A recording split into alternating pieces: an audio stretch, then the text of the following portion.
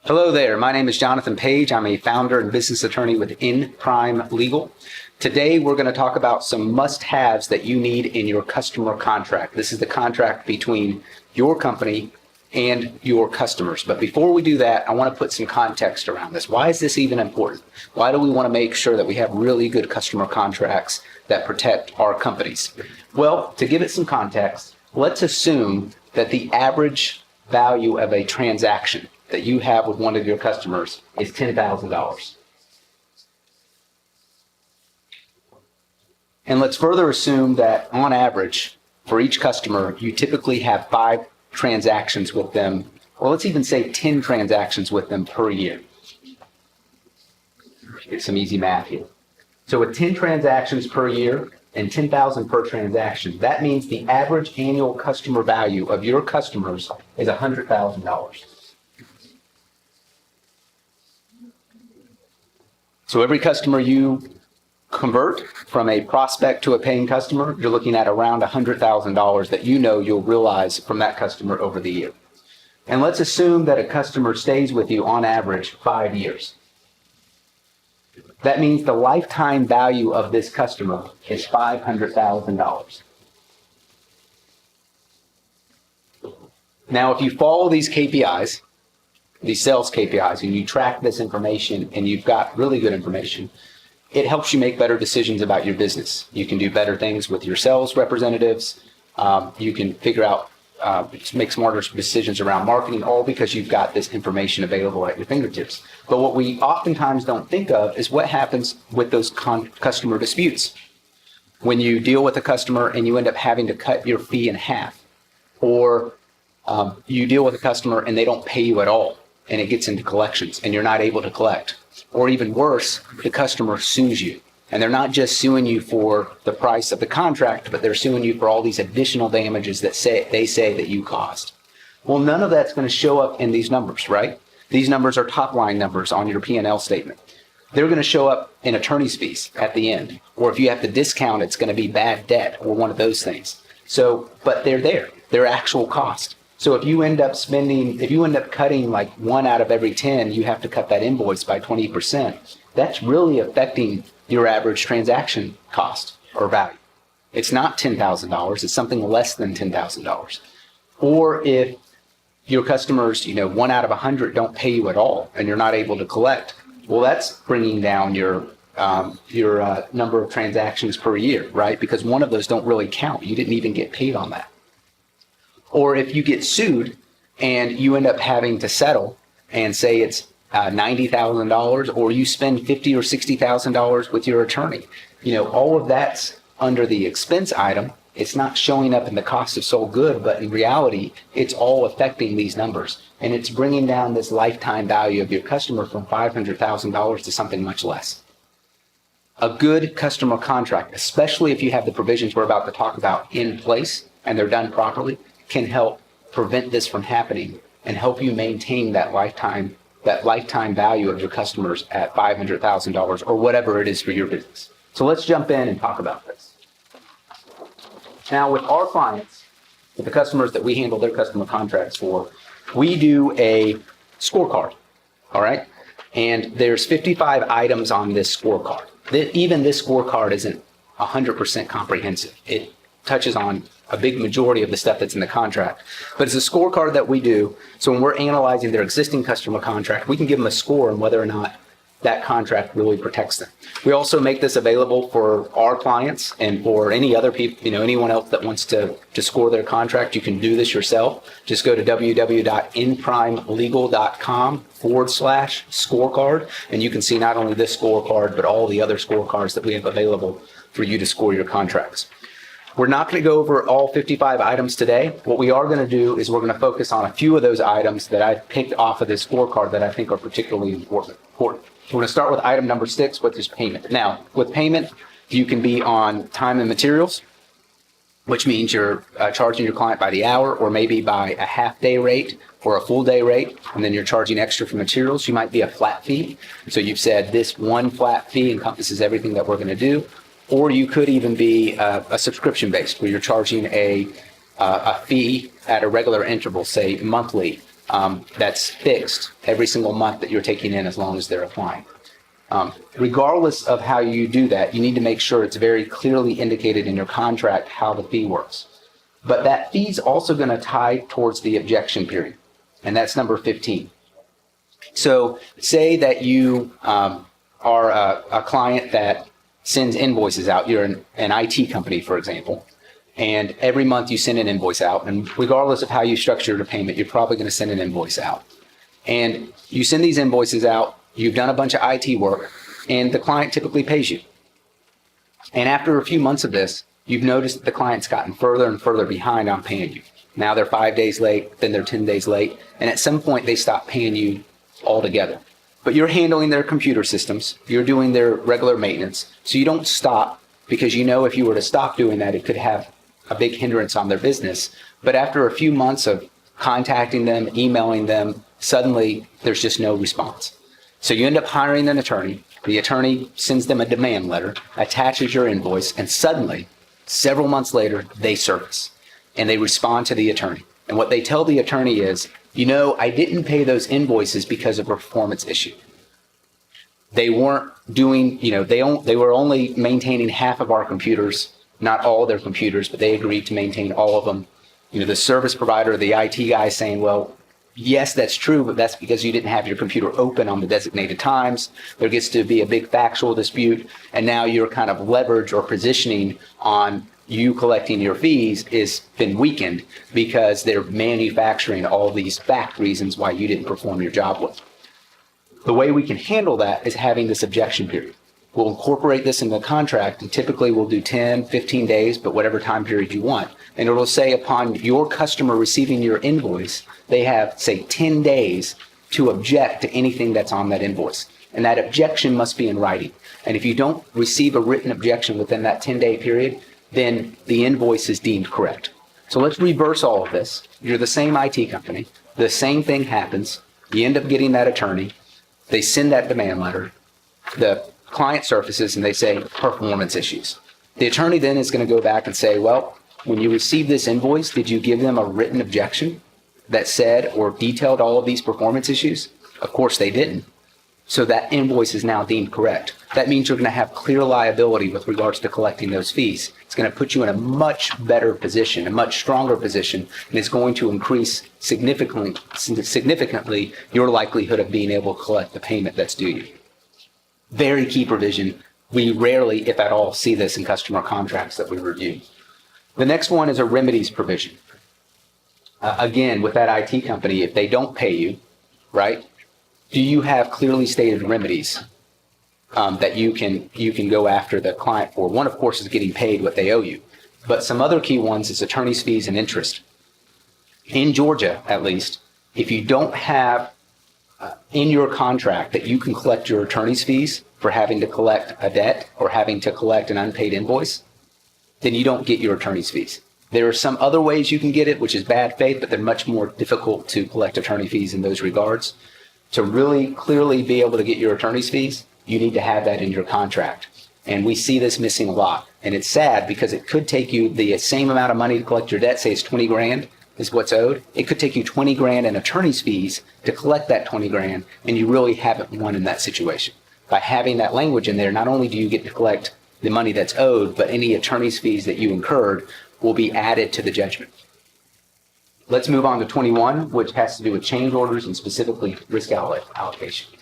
When we look at customer contracts, so many of them, we just see nothing about change orders at all. And oftentimes people, when they think of change orders, they're thinking of construction, right? But change orders can also do with services and goods. Essentially, anything that's being requested that's out of scope can have to do with the change order. So again, let's go back to that IT company. The IT company has a very specific scope of work. These are the items that we're going to tackle. And then, verbally, they're having conversations with the owner of the business. The owner of the business says, I want this or that, or can you handle these extra things, all of which is out of scope. They've got a good relationship, so the IT guy says, absolutely, the work's done. Then they go back to him and they say, hey, you owe me this amount, this additional amount, because this was outside the scope. And the owner says, I thought that was included. You never gave me any sort of impression that I was going to have to pay additional for this. Now we've got a big dispute and the relationship starts to deteriorate. The way that we can handle this is by having clearly delineated change orders. And specifically, we have to figure out who's allocated that risk, right? If we were representing your customer, we would say that any change orders to the scope have to be in writing.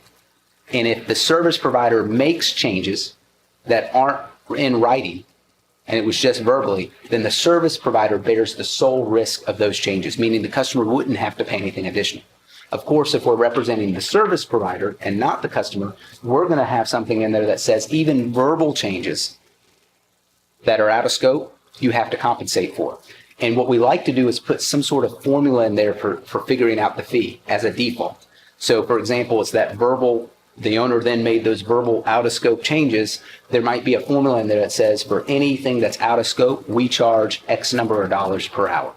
So you've got a very specific way to figure out what the amount is that the owner now needs to pay to cover those out of scope items. Very key, and we often see it missing from the customer contract altogether. So let's move to item number 3. This is the scope of work statement. What we like to see is the scope of work not be included in the main terms, that it's a separate standalone one-page document. And we also like to include in there also any other variable information. So your customer contact information, their address, that sort of stuff, what the payment's going to be. For example, going back to payment, if you maybe for some customers you do time and material, some you do hourly, some you do daily rates. You have these different options and it just depends on the customer. We might put all of that in that exhibit and you can just check the box. It needs to be an easy form that you can fill out with your customer that has all the variable information. The reason we do it this way is because we don't want you to have to change those master terms with every single customer. We see this though all the time. Our attorney draws it up and it's very specific, and now the client's got to go in there and they've got to go in and change all this information. And because they're not attorneys, they often forget to change certain things like the notice provision. They don't put in their customer's contact information there and things get left out. And this becomes, a big problem, especially if you're trying to enforce the contract. But by having that one-page form, and specifically like your proposal, turning your proposal into that one-page form, we can put some language above the signature line that says, as the customer, I acknowledge and I have read your master terms. And by signing this, I am agreeing to be bound by those master terms. So when they sign that proposal, that master terms has now been referenced and incorporated into the proposal, and it's all now enforceable against your customer. And typically, you're used to having your customer sign a proposal, and it's also not as scary. They're looking at one page, and that's what they're focused on, and that's what they're signing. And the master terms are really kind of secondary, but they include all of these protections that we're talking about. Let's move to items 30 to 34. These all have to do with intellectual property. So let's say that you're a logo designer, all right? One of the first things you've got to ask yourself is who owns the final deliverable? Well, if you're designing the logo, likely your customer is going to own the final deliverable, that final logo that you design. The second question you have to ask is, what about all the drafts and all the iterations, all the work product you did in order to get to that final deliverable? Who owns that?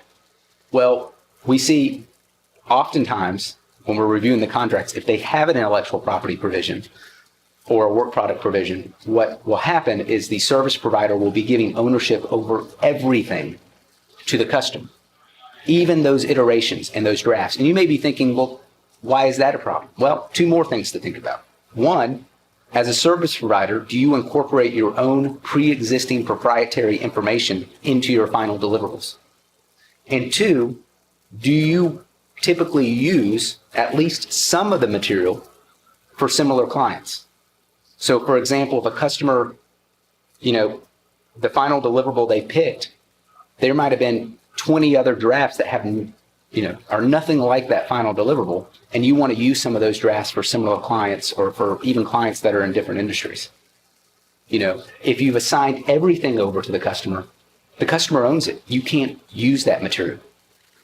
So those are things that you have to think about. Also, if you're standardizing your services, so you've got kind of a platform, say you do a dashboard, you're a CFO, fractional CFO, and you do this dashboard over and over again for your clients, and you're using the same kind of proprietary template, but you're just customizing it for the customer. Well, what you want the customer to own is that customization. You don't want them to own that standardized template that you're using over and over again. But again, if you've given them ownership over everything and not just the final deliverable, well, technically they now own the template as well. So this is a kind of a key pitfall that we see with contracts. Next, I want to jump to item number 40, which is consequential and indirect damages. This is critical, okay? You typically see it in a limitation of liability clause. So, for example, you're a website developer. You develop websites. And as part of your services, you do these kind of back-end websites where 40% of the customer's revenue is actually through the website, people purchasing products or services through the website. And you maintain this for the client. Well, say you screw up in month 3 and the website goes down for 2 days and the customer loses $20,000 of business or more because that website was down. Well, who's liable for that? Certainly you as the service provider don't want to be liable for that for that situation. That's where a limitation of liability clause comes in. What it says is if I as the service provider screw up, then you've got 2 remedies, customer. Remedy 1 is that you can have us redo the service at no charge. Or remedy 2, we can reimburse you that portion of the fees that had to do with our screw up. And by the way, customer, we get to decide within our discretion which of those 2 remedies we choose. That's what your limitation of liability clause will do. And what that does is it prevents the customer from suing you and saying, not only do I need a refund, but I want you to pay for all these lost profits or this lost business that resulted from your screw up. Now, understand this is also key when you don't screw up, because say you know it's the customer's fault the website went down. You know that. So you certainly don't want to pay any of that. Well, the customer necessarily isn't going to think that. So when they go into court or they send a demand letter, they're going to say it was your screw up. Now there's a whole discussion over whether you screwed up or you didn't screw up. This limitation of liability clause is going to help you, because you can say, even if I did screw up, which I didn't, but even if I did screw up, you wouldn't be able to get your lost profits. So finally, let's move on to submission of jurisdiction. Say you're a company that consults businesses on getting lead credits, right? These green buildings, getting lead credits, and you do lead projects all over the nation. Well, that means that you might be based here in Georgia, but you've got customers who are going to be in other states. So if there's a dispute, that customer, say in New York, is going to probably sue you in New York. Well, it's going to be extremely expensive for you and inconvenient to travel to New York to defend against the lawsuit. And because of that expense and because of that inconvenience, that's going to give your customer a credible leverage over you into getting a settlement that's going to probably favor them more than it will you. The submission of jurisdiction, though, allows you by contract to make an agreement with your customer that if there's any disputes at all, regardless of where those disputes originated from, that dispute has to be resolved in a court that's in Georgia. And specifically, it has to be resolved in a court that's in the county where my principal business is, or whatever county you want it to be. This then reverses the tables, right? Because if your customer's in New York and wants to sue you, they're going to have the inconvenience and the expense of coming down to a Georgia forum, getting into a Georgia court, where the Georgia court, the judges, the jury might actually be familiar with your company, especially if you're a well-known company. And you may have a really good reputation here, which again is not going to favor them, in order for them to attempt to try to get some relief against you. So the submission to jurisdiction clause is really key. Again, there's 55 items on this scorecard that we provide to our clients, that we provide to others who want to score their customer contract. These are just a few that we discussed today, all very critical, oftentimes missed in the customer contract. Big red flags that we see when we're reviewing these things. Again, if you want a copy of this scorecard and other scorecards, go to www.nprimelegal.com/scorecard. If you have any questions about our program or about our services, feel free to give us a call, 770-285-7785, or visit our website and you can get contact information there.